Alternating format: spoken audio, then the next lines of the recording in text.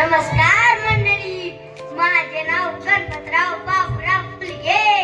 मी आता सिद्धी शिकतो. एका दिवशी शाळेत गेलो आणि पुस्तक घेऊन व्यायाम करायला लागलो. तेवढ्यात बघता काय तिकडून आले सर. सर म्हणाले, हे गप्प्या काय करतोस? मी म्हणालो, व्यायाम करतो.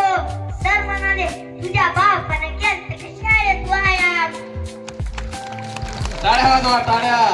मी काय न बोलता धरलं मागत्यात नेलो कोपऱ्यात. इतकं आलं पण हा गप्प्याला पक्का ललोच नाही नीसता कंडो.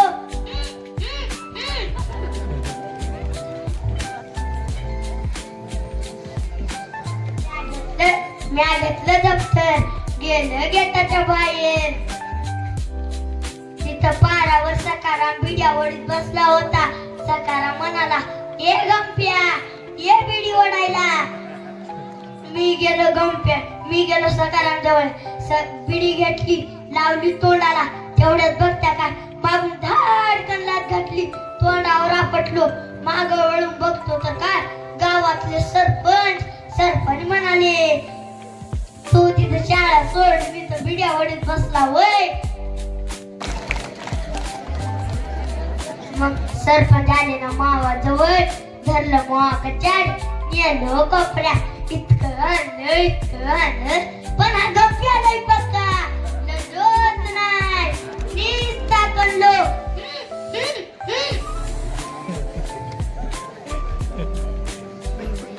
आता ठरलं, आता मुंबईला जावावं. मी बसले एसटीत. थोडे एसटी पुढे गेली आणि कंडक्टर तिकीट म्हणत आला. कंडक्टर माझ्याजवळ आला. कंडक्टर म्हणाला, ये पोरा पैसे आहेत का? मी म्हणालो, नाही.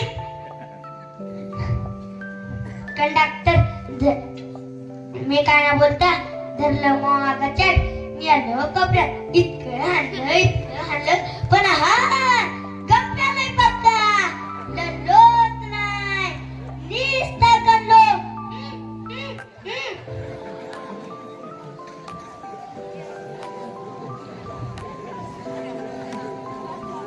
कसा बसा पोहोचलो मुंबईत.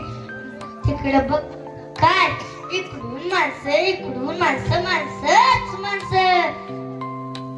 मी म्हणाल, आता कोणाला तरी विचारू पत्ता. मला एक लहान केसावाली पोरगी दिसली. मी तिच्या जवळ गेलो. माग वळून बघतो तर काय लहान मिशावाला पोरग म्हणाले, तुला काय पोरगी दिसली होय काय?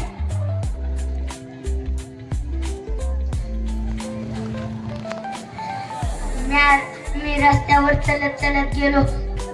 तिथं बघतो तो काय मोठं पोस्टर लावलं होतं. त्याच्यावर लिहिलं होतं, प्रेम रोग. मी म्हणालो, प्रेम रोग बघून बघली. हा कसा प्रेम रोग? आता म्हणाल, आता मध्ये जाऊन बघावं. मी गेलो मध्ये बघतो काय शीस मिळेल. मॅनी काढली चप्पल, फेकली. खळकन आवाज आला. ते गुंडे गेले तर गेले, काय सांगू तुम्हाला. पण ते पोरगी गायब. मग टकला माणूस आला. मला म्हणाला, कोणी चप्पल फेकली? मला वाटलं मला बक्षीस मिळेल. मी त्या पोरीची इज्जत वाचवली. मानून हात वर केले. टकला माणूस आलो ना जवळ. धरलं मागाच्या नेलो कोपऱ्यात. इतकं आणलं पण गप्प्याला पक्का ललोच नाही नीसता कंडो.